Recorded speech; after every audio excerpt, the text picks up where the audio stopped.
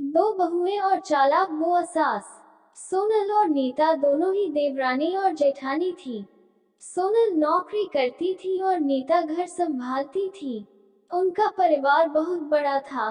सास ससुर और उन दोनों के बच्चे कुल मिलाकर घर में 12 लोग थे। और आज कई सालों बाद उनकी बुआ सास अपने भाई के पास रहने आई थी। सुबह उठते ही बुआ जी ने देखा सोनल जल्दी जल्दी अपने काम निपटा रही थी। नीता ने सबका नाश्ता बना दिया। जिस नाश्ते को सोनल ने सबको परोस दिया, इसके बाद सोनल ने खुद अपना टिफिन पैक किया और जॉब पर चली गई। नीता ने फिर दोपहर का खाना बनाया और थोड़ी देर बैठ गई अपनी सास और बुआ सास के पास। बुआ सास से रहा नहीं गया और नीता से बोली कि छोटी बहू, तेरी जेठानी सोनल तुझ पर बड़ा हुक्म चलाती है। सुबह से देख रही हूँ रसोई घर में तू ही लगी हुई है और वो महारानी दिखावा करने के लिए सबको नाश्ता परोस रही थी जैसे उसी ने बनाया हो।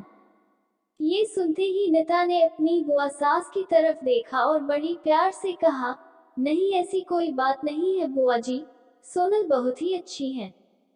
बुआ बोली, तू बहुत भोली है नीता, पर मैं सब समझती हूँ, इतनी बूढ़ी मैं ऐसे ही नहीं हुई। नीता से अब रहा नहीं गया और वो बोली कि बुआ जी, आपको दीपा दीदी का बाकी सबको नाश्ता परोसना दिखा, मगर आपको ये नहीं पता कि उन्होंने मुझे डांट कर सबसे पहले नाश्ता करवाया, फिर चाय पिलाई, और वो रोज ही मुझे सबसे पहले ही नाश्ता करवा देती हैं। वरना सबका नाश्ता बनाते तो मैं नाश्ता ही न कर पाऊँ। वो मेरा कितना ख्याल रखती हैं। दीदी सुबह जल्दी उठकर मंदिर की सफाई करके फूल सजाकर रखती हैं और वो मुझे खुद से 1 घंटा लेट उठने को कहती है, क्योंकि मुझे उठते ही नहाकर सीधा रसोई में ही जाना पड़ता है। शाम को ऑफिस से आते वक्त दीदी बाजार से सब्जियां भी लेकर आती हैं, क्योंकि हमारे हस्बैंड रात को लेट हो जाते हैं। और सोनल दीदी ने सासू माँ को बाजार जाने के लिए मना किया है, क्योंकि माँ जी अब 65 साल से ऊपर की हो चुकी हैं, कहीं बाजार जाते समय उन्हें तकलीफ न हो जाए। वैसे भी उन्हें घुटनों की परेशानी है और जब माँ जी को घूमने का मन होता है तो सोनल दीदी छुट्टी करके खुद उनको घुमाने लेकर जाती हैं। और हाँ बुआ जी, सोनल दीदी रोज शाम को आकर खाना बनाने में मेरी खूब मदद करती हैं, चाहे वो कितनी भी थकी हुई हो। वो मेरी जेठानी जरूर है, मगर वो मुझे अपनी छोटी बहन ही मानती है और मैं उन्हें बड़ी बहन मानती हूँ। ये सब सुनते ही बुआ चुप हो गई। शायद उसकी चुगली नीता के आगे फेल हो चुकी थी।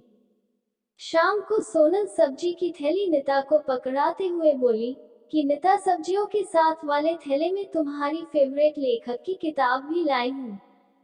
ये सुनकर नीता खुश हो गई और बोली, थैंक्स दीदी। नीता सब्जी की थैली किचन में रखी और किताब रखने अपने कमरे में चली गई। तभी बुआ जी ने सोनल को आवाज दी, बड़ी बहू जरा यहाँ आना। सोनल बोली, जी बुआ जी। तभी बुआ बोली कि तुम इतनी मेहनत करके कमाती हो और ऐसे ही फालतू किताबें खरीद कर पैसों की बर्बादी कर रही हो, वो भी अपनी देवरानी के लिए।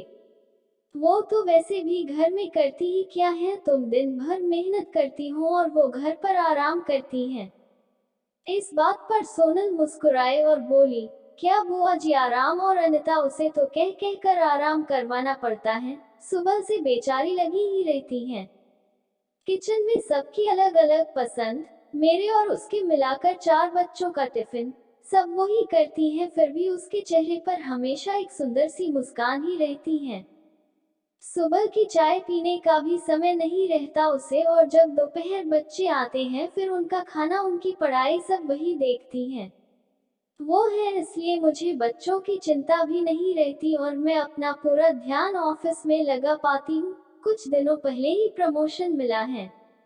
मम्मी पापा की दवाई कब खत्म हुई और कब लाना है, ये सब वो ही ध्यान रखती हैं। घर पर भी कभी कौन सा रिश्तेदार आता है, उनकी सेवा भी वही करती हैं। और बुआ जी, घर पर रहकर घर और बच्चे संभालना कोई छोटी बात नहीं। मेहमानों की भी आवभगत नीता बिना किसी शिकायत के करती है। उसे तो बस पढ़ने का ही शौक है। फिर क्या मैं अपनी छोटी बहन की छोटी सी इच्छा भी पूरी नहीं करूंगी? अगर उसकी इच्छा मैं पूरी नहीं करूंगी तो कौन करेगा? अब तो बुआ की पूरी तरह से ही बोलती बंद हो चुकी थी। फिर सोनल भी अपने कमरे में चली गई। ये सारी बातें सोनल की सास पीछे खड़ी हुई सुन रही थी।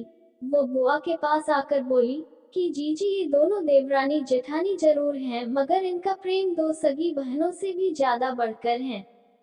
ये दोनों ही एक दूसरे का अधूरापन पूरा करती हैं। मेरे घर की मजबूत नींव है ये दोनों। पहले मैं भी एक बुरी सास थी और हमेशा ही मैं इनको लड़ाने की ही सोचती थी, लेकिन इनके प्रेम के आगे मैं भी पिघल गई, और वैसे भी इनको लड़वा कर नुकसान तो हमारे ही घर का है न, इसलिए मैं भी इनके ही प्रेम में मिल चुकी हूँ। लेकिन ये बातें सोनल और नीता की बुआ सास को समझ नहीं आई और वो मुंह घुमाकर अपने कमरे में चली गई, क्योंकि वो तो इनको लड़वाने ही आई थी। लेकिन सोनल और नीता जैसी बहुओं के बीच दरार पैदा करना बिल्कुल नामुमकिन था। और दोस्तों, अगर सोनल नीता जैसी बहू बेटी हर घर में हो, तो उनके प्यारे घर को बड़ी से बड़ी ताकत भी नर्क नहीं बना सकती। वाकई में ऐसी बहुएं हर घर में हो तो हर एक घर स्वर्ग बन सकता है। आप इस कहानी के बारे में क्या कहेंगे दोस्तों? आप लोगों को ये कहानी कैसी लगी नीचे कमेंट करके हमें जरूर बताएं। अगर आपको ये कहानी पसंद आई हो तो अपने दोस्तों के साथ जरूर शेयर करें, और ऐसी ही प्यारी कहानियाँ सुनने के लिए हमारे YouTube चैनल से जुड़े और चैनल को लाइक, शेयर और सब्सक्राइब जरूर करें।